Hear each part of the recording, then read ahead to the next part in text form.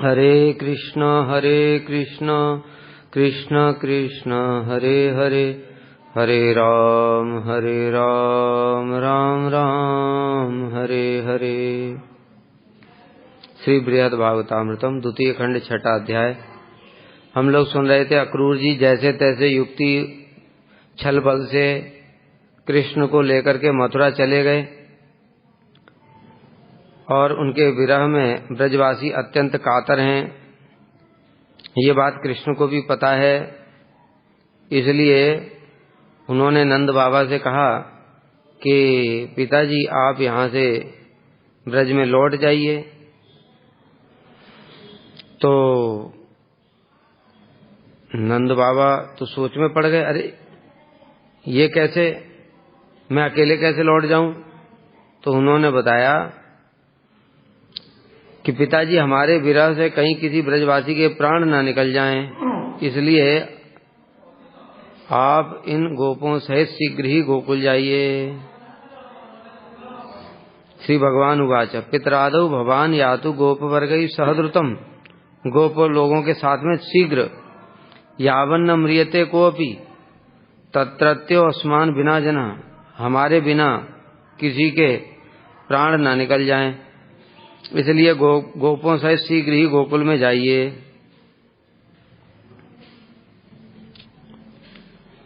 अहंच तव मित्राणाम एषाम उद्विग्न चेतसाम अचिरात् सुखमाधाय तमेशो अस्मामि आव्रजन ब्रजम। मैं भी तब मित्राणाम, ये जो आपके मित्र हैं सब यादव लोग, उद्विग्न चेतसाम, बड़े उद्विग्न चित्त हैं इस समय, क्योंकि बहुत समय से कंस के अत्याचार झेल रहे थे और अभी भी इनको शांति नहीं मिली। क्यों? क्योंकि उनके दो मित्र वर्ग हैं कंस के। अब ये सब देखो चित जगत की बातें चल रही हैं सब, तो वहां पर कैसे है, सब भाव में है सारी, बहुत सारी चीजें। जहां पर वध की बात आती है वहां वध तो किसी का हो नहीं सकता है, वो तो चिन्मय है सब, तो वो सब भाव से ही समझना पड़ेगा कि ऐसा भाव होता है कि कंस को मार दिया। और जहां पर साक्षात रूप में है जो असुर इत्यादि, जैसे केसी और अरिष्टासुर के लिए बताया था, वो भगवान की सेवा में लग गए। कालिया है वो भगवान की सेवा में लग गया, वो साक्षात रूप में भी प्रकट है, वहां कोई उससे असुविधा नहीं होती सिद्धांत की, क्योंकि वो भी परिकर हैं।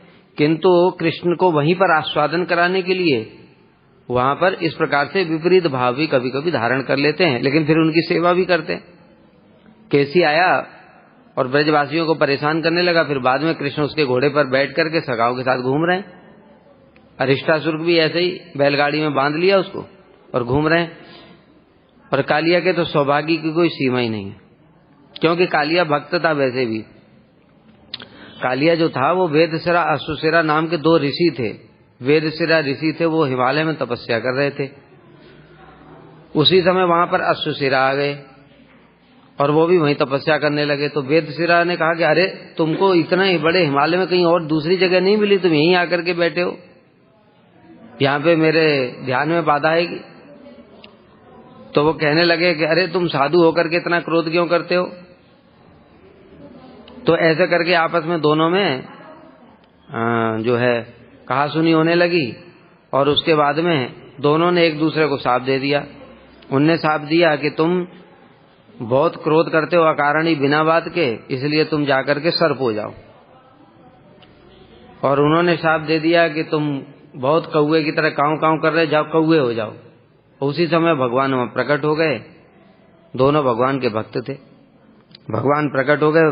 प्रकट होकर के भगवान ने कहा कि तुम लोग तो मेरे भक्त हो, तुम्हारा शाप तो निष्फल नहीं होगा, इसलिए तुम सर्प बनोगे लेकिन मेरी कृपा तुमको प्राप्त होगी, और तुम कौवा बनोगे लेकिन तुमको भी मेरी कृपा प्राप्त होगी। तो कौवा बने काकभूषणी, राम जी की कृपा प्राप्त हुई। सर्प बना कालिया, उसको कृष्ण की कृपा प्राप्त हो गई। तो ये भक्त थे, इसलिए इनको ये परम सौभाग्य भी प्राप्त हुआ वहां पर भी, इस जगत में। ठीक है, इस जगत में भी ऐसा सौभाग्य अन्य किसी को नहीं मिला है, जैसा द्विज पत्नियां जो नाग पत्नियां जो कह रही हैं, प्रार्थना कर रही हैं, क्योंकि वो कालिया पूर्वजन्म में भी भक्त था। तो शाप के कारण उसके ऐसे विद्वेषी भाव आ गया था कृष्ण से। बाद में फिर वो भक्ति बन गया। लेकिन वहां तो सब परिकर ही हैं, चिन्मय है, तो इसलिए वहां तो सब भक्त ही हैं, वहां कोई अभक्त नहीं रह सकता है। अब भक्त की भी बात छोड़ो, सब प्रेमी भक्त हैं, रागात्मिक, मतलब कालिया भी रागात्मिक।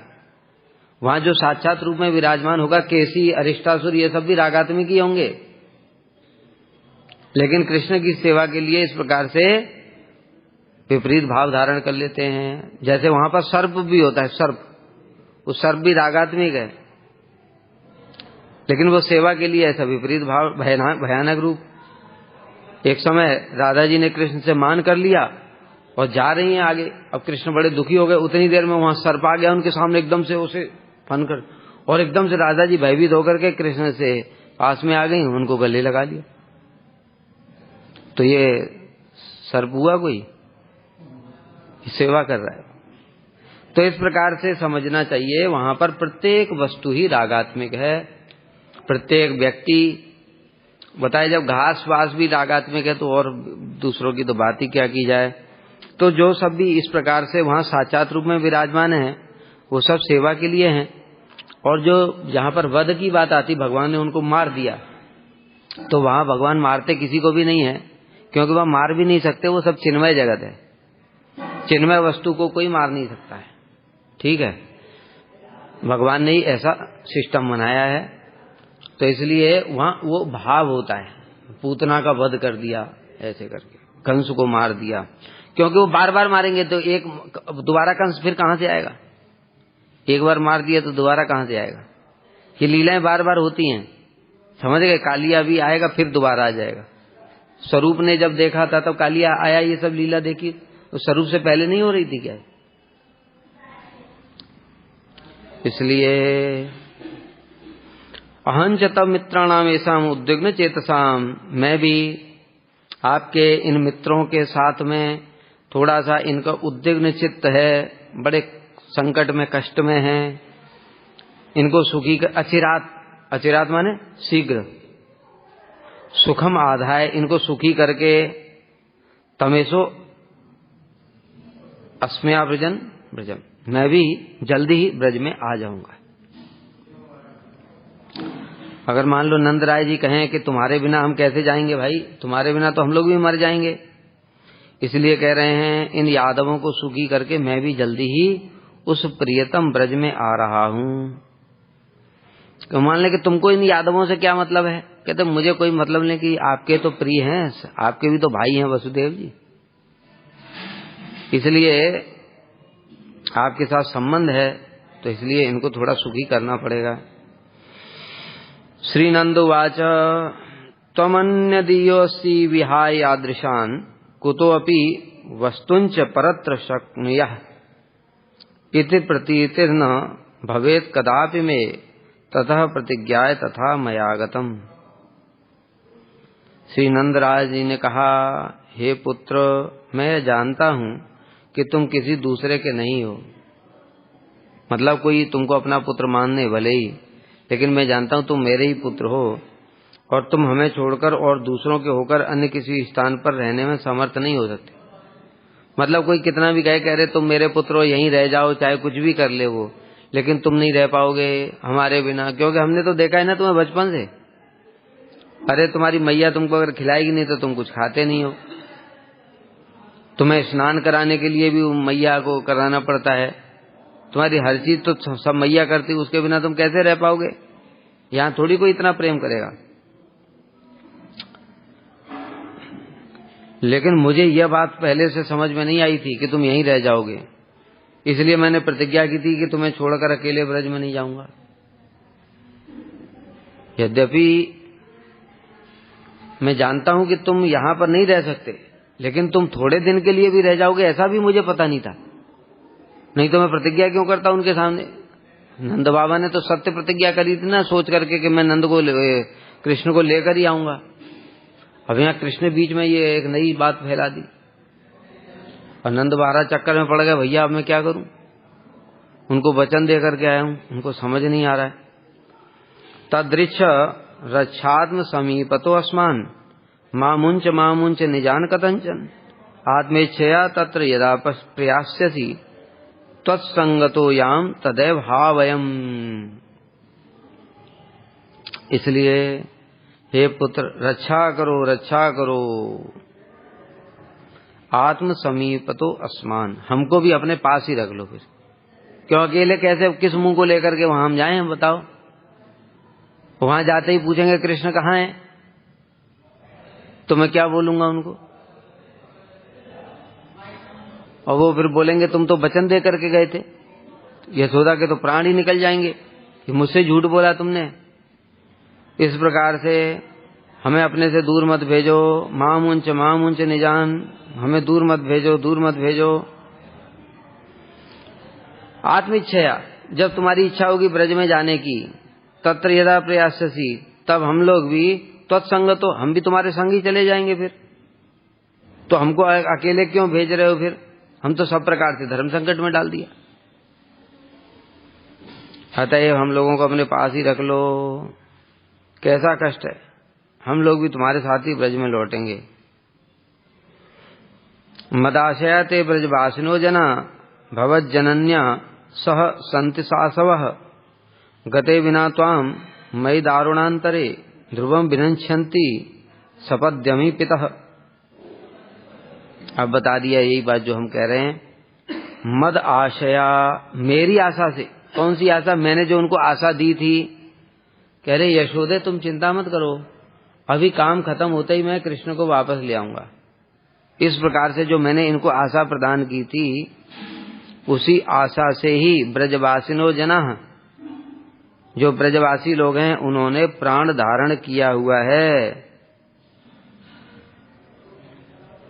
मेरा चित्त बहुत कठोर है, क्योंकि तुम्हारे द्वारा हे पिता इन वचनों को सुनकर भी अपने प्राण धारण करने में समर्थ हो रहा हूँ। यानी तुमने जैसे ही कहा हे पिताजी आप चले जाओ, उस समय मेरे प्राण कैसे रह गए? मेरा हृदय बड़ा कठोर है ना, इसलिए प्राण धारण कर। नहीं, इतना सुन के तो मुझे प्राण ही निकल जाने चाहिए थे, लेकिन ऐसा नहीं हुआ। इसलिए मेरा हृदय बड़ा कठोर है। यदि मैं तुम्हें यहाँ छोड़कर गोकुल जाता भी हूँ, तो वो ब्रजवासी तुमको देखेंगे नहीं और अकेला मुझे देखेंगे, और मुझे देखने से ही उनके प्राण वैसे ही निकल जाएंगे। क्योंकि मुझे तो बोलना तो पड़ेगा ही ना कि कृष्ण नहीं आया।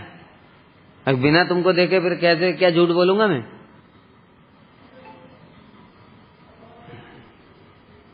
कृष्ण सबसे झूठ बुलवाते हैं। नंद बाबा को यहाँ झूठा करवा दिया, वहां पर उद्धव जी को ऐसे ही वचन देकर के आए। उद्धव जी गोपियों को, वो ब्रजवासियों को कहकर के आए मैं जल्दी कृष्ण को भेजूंगा। और फिर बलराम जी गए थे, उनको भी झूठा करवाया। प्रथम खंड में, कौन से खंड में, उसमें तो बलराम जी सीधे सीधे बोला भाई हम इनको क्या क्या मुंह लेकर के दोबारा ब्रज में जाएंगे? एक बार तो उनको सांत्वना देकर के आए, इसको बार बार बोलता हूं जाता ही नहीं है।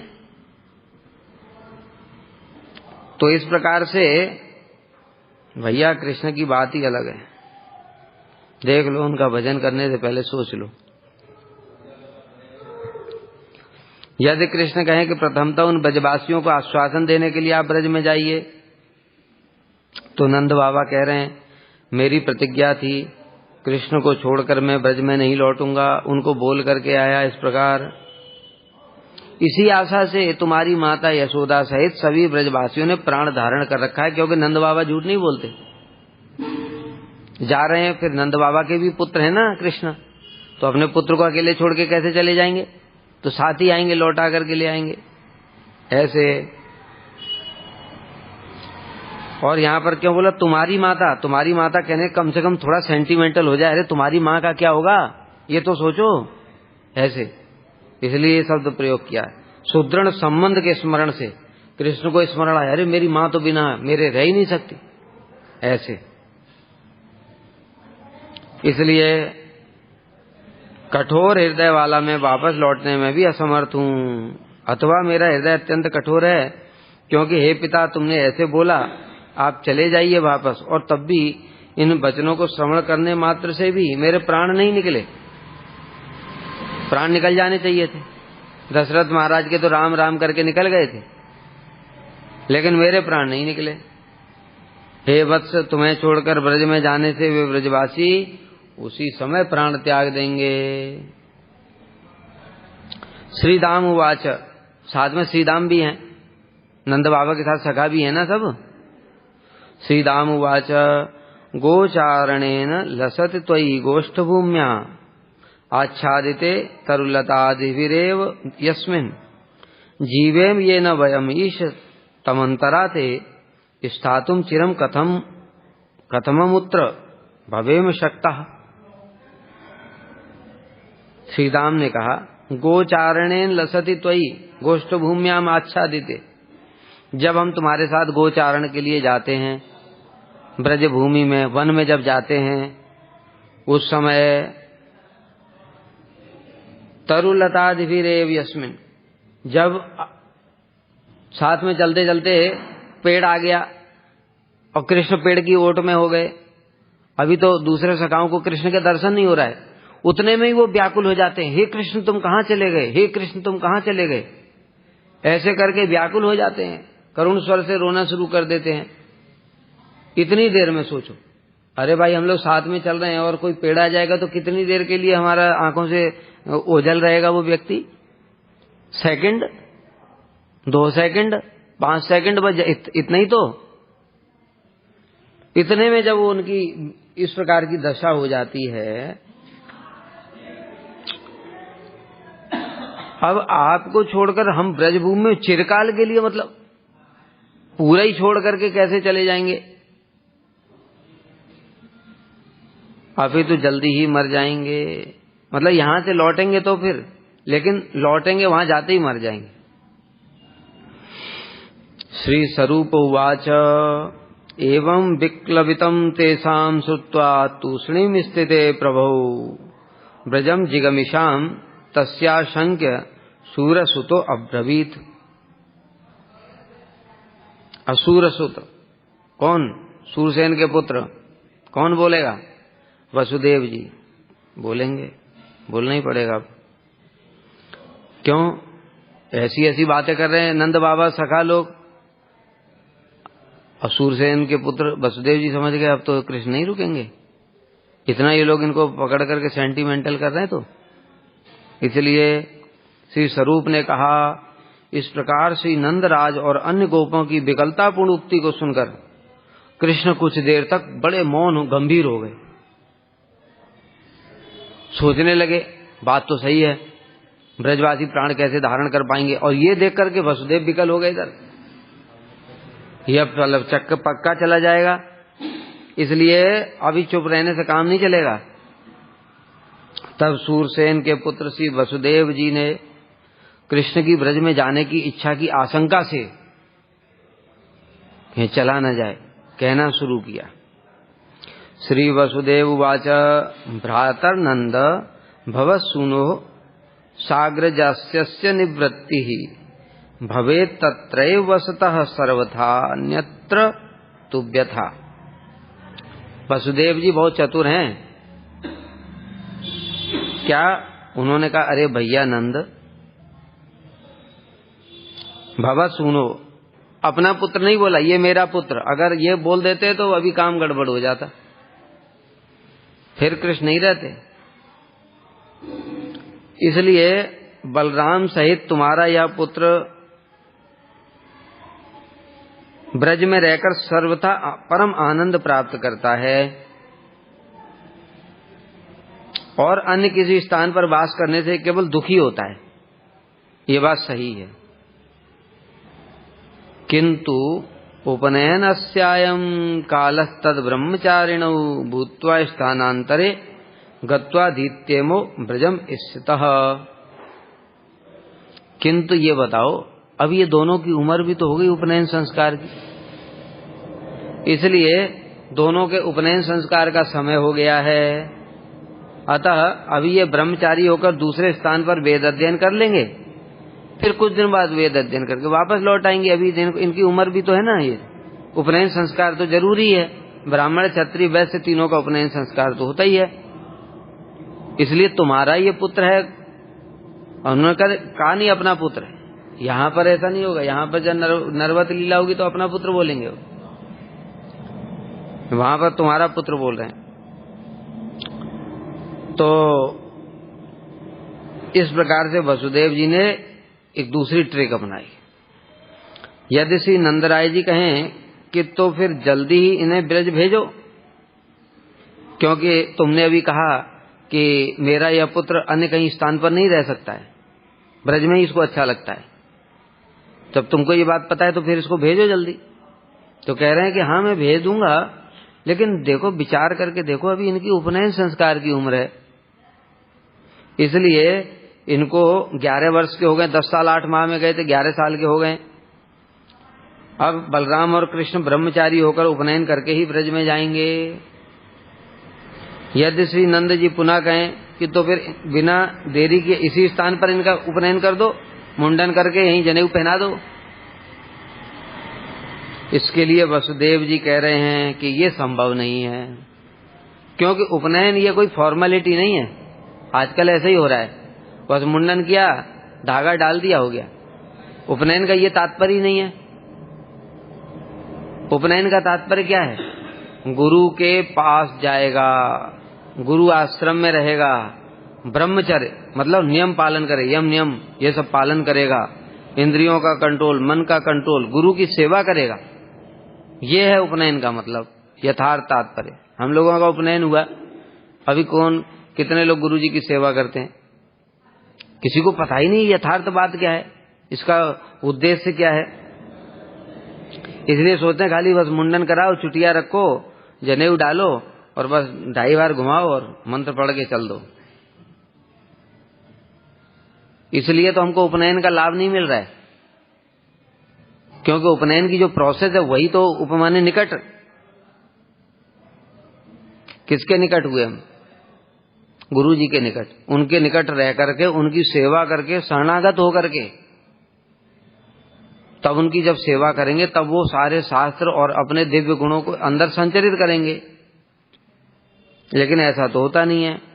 इसलिए नंद जी मान लो ये बोल दें कि यहीं करा दो तो मुंडन फुंडन, जैसा अभी हमने बताया हम लोग कर जाते हैं जैसे, तो कहते हैं नहीं, दूसरे स्थान पर जाकर सदगुरु के निकट ब्रह्मचर्य का पालन करते हुए वेद अध्ययन में भी विशेष बात क्या? गुरु की सेवा करते हुए। तो वेद स्वयं प्रकाशित करेंगे गुरु जी,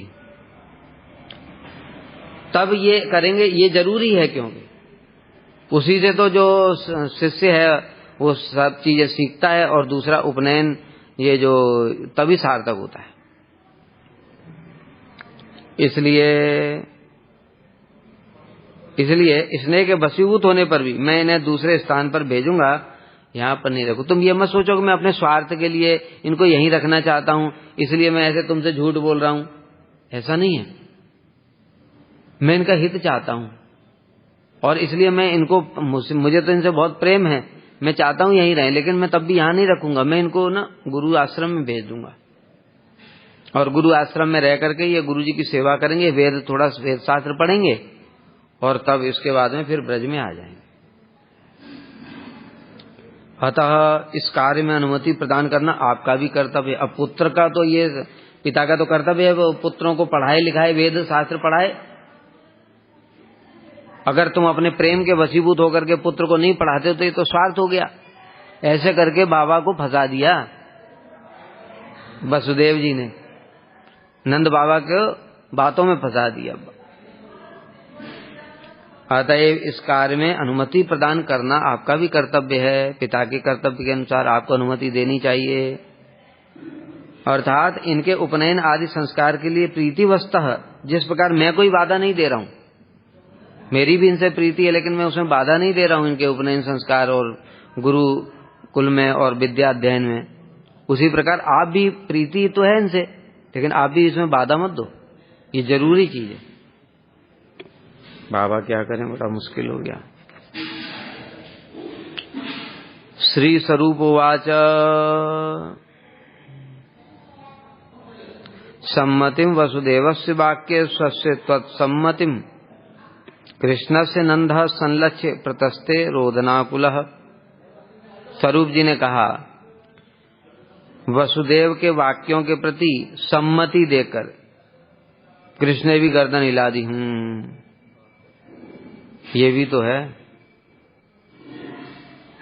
और अपने वचनों के प्रति उनकी असम्मति देखकर, मतलब अगर नंद बाबा के प्रति अगर उनकी सम्मति होती नंद बाबा के वचनों के प्रति, तो साफ कह देते वसुदेव जी को, देखो हमको पढ़ाई लिखाई नहीं करनी है, हम तो जंगल में ही ठीक है, हमें नहीं पढ़ना लिखना।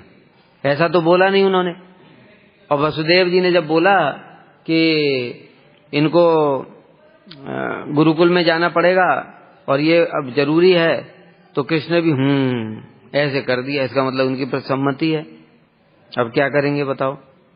तो इसलिए कृष्णस्य नंदः संलक्ष्य प्रतस्ते रोदनाकुलः, रोते हुए व्याकुल होकर के चल पड़े, क्योंकि वो कृष्ण का ही भला चाहते हैं सब समय।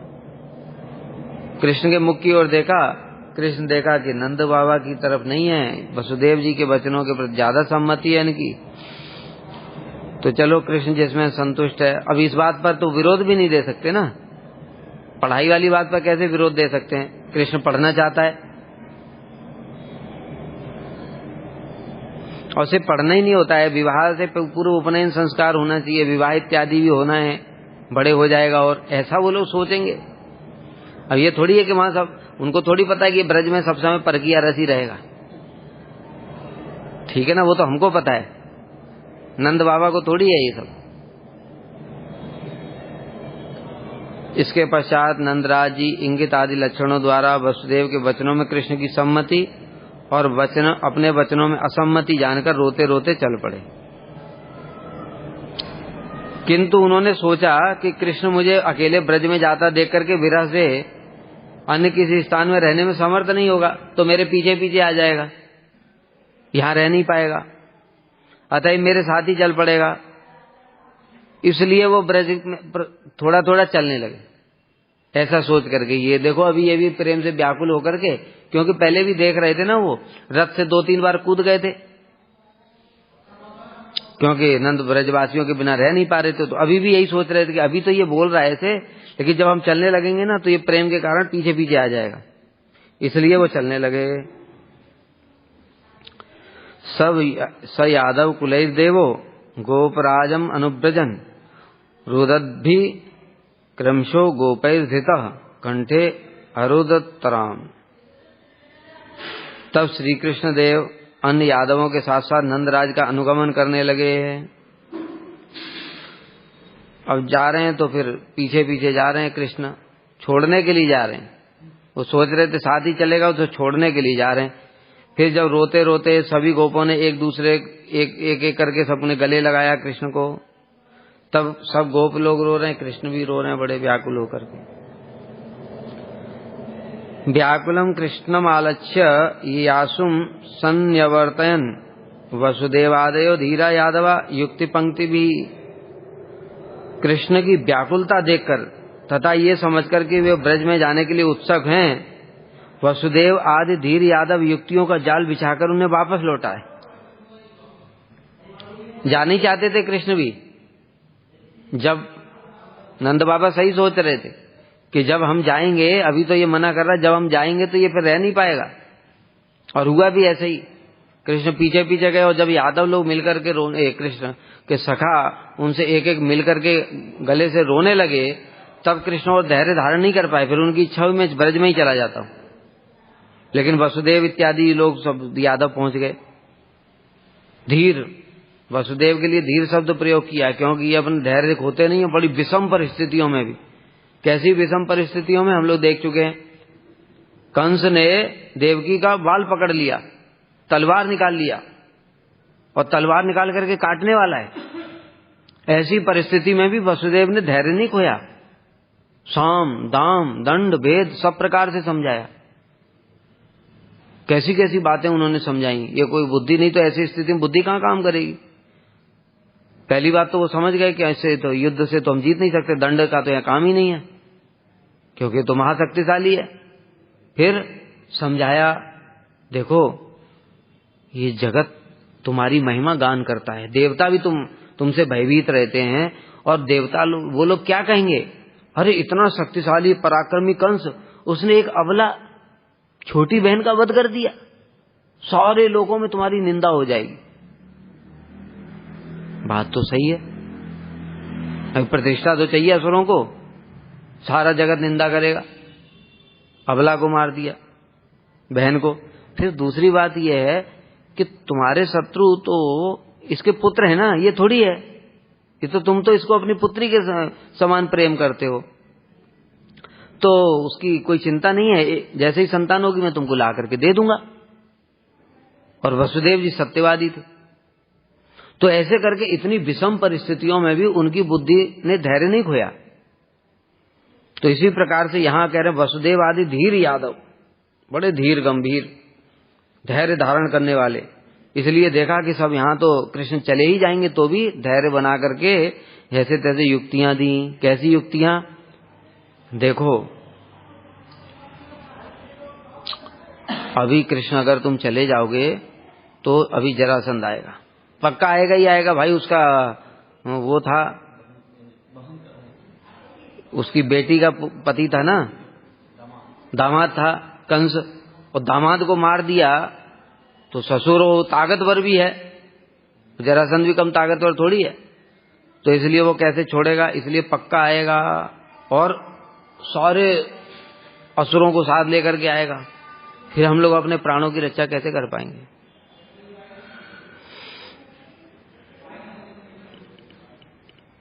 और इस प्रकार से ये थोड़ा और कुछ दिनों में ये सब शांत हो जाएगा, तब तुम चले जाना। इस प्रकार से कृष्णेच्छैव ते सर्वे नंदाद्यः प्रापिता ब्रजम श्रुत्वायान्तञ्च नंदम ते मुदाभि युब्धजस्थिता। अब फिर यहां पर फिर फंस गए कृष्ण। तब उन्होंने नंद बाबा के कहा कि बाबा आप चले जाओ। कृष्ण की इच्छा से ही नंदराज आदि सभी को ब्रज को चल पड़े। कृष्ण की इच्छा से मतलब अब यहां पर कृष्ण ने कुछ किया क्या? योग माया को कुछ तो किया, नहीं तो नंद बाबा इत्यादि जाने में समर्थ नहीं है। प्रेम इतना अधिक है, वहीं मूर्छित होकर के गिर पड़ते हो। तो इसलिए कृष्ण की इच्छा से नंद आदि गोपराज सभी ब्रज को चल पड़े। नंद जी के ब्रज में आने का समाचार सुनकर सभी ब्रजवासी बड़े प्रसन्न होकर के, वो नंद बाबा आ रहे हैं, नंद बाबा बड़े खुश से आनंद से नाचने लगे, कृष्ण आ गया, कृष्ण आ गया। नंद के आगमन की खुशी नहीं है उनको, क्यों? नंद कह करके गए थे कृष्ण को लेकर के आऊंगा, तो नंद बाबा तो अपने पुत्र कृष्ण को लेकर ही आ रहे होंगे, इसलिए सब आनंदित हैं। श्री कृष्ण की इच्छा से ही नंदराज आदि गोप ब्रज लौट आए, अन्यथा कृष्ण की इच्छा के बिना उनका कभी भी ब्रज की ओर प्रस्थान करना संभव नहीं है, प्राण ही त्याग देते। और फिर कृष्ण बार बार कह रहे हैं ये भी, चलो कृष्ण की जिसमें खुशी है वही हम करेंगे, चाहे हमारा कष्ट ही क्यों ना हो। यहां तक कि कृष्ण की इच्छा से ही सभी छकड़े बैलगाड़ियां भी स्वयं चलने लग गए। बताया ना योग माया को यहां पर कार्य हुआ है, क्योंकि योग माया के कार्य के बिना इस प्रकार का प्रेम की अवस्था में है, और वो तो उनका पैर चलेगा कैसे? कदम ही एक कदम नहीं बढ़ा पाएंगे आगे। भाई उनका प्रेम तो राजा दशरथ से बड़ा है, अधिक है, दशरथ महाराज से अधिक प्रेम है। तो दशरथ महाराज राम राम कहकर के प्राण त्याग दिए थे, तो नंद बाबा कैसे प्राण धारण कर सकते हैं? इसका मतलब कृष्ण की इच्छा है। कृष्ण की इच्छा से समझ लेना चाहिए योग माया का कुछ कार्य हुआ है। इसलिए सभी छकड़े बैलगाड़ियां इत्यादि स्वयं चलने लग गए, वो बैठे और चलने लगे अपने आप ही। और कृष्ण के आगमन की आशा से ही जीवन धारण कर रहे। अब कृष्ण आएंगे, नंद बाबा तो बोल कर ही गए कृष्ण आएंगे। समस्त ब्रजवासी दूर से गाड़ियों की ध्वनि सुन करके, वो तो उस पथ पर ही बैठे थे दिन रात, उसी को देखते रहते थे, कब आ रहे हैं कृष्ण, कब आ रहे हैं कृष्ण। तो दूर से जब गाड़ियों की ध्वनि सुनी सब आनंदित हो गए, कृष्ण आ गए। प्रसन्नता पूर्वक उनके साथ कृष्ण के आगमन की संभावना से सब लोग उसी ओर जल्दी दौड़ करके कृष्ण के दर्शन करने के लिए सब चल दिए।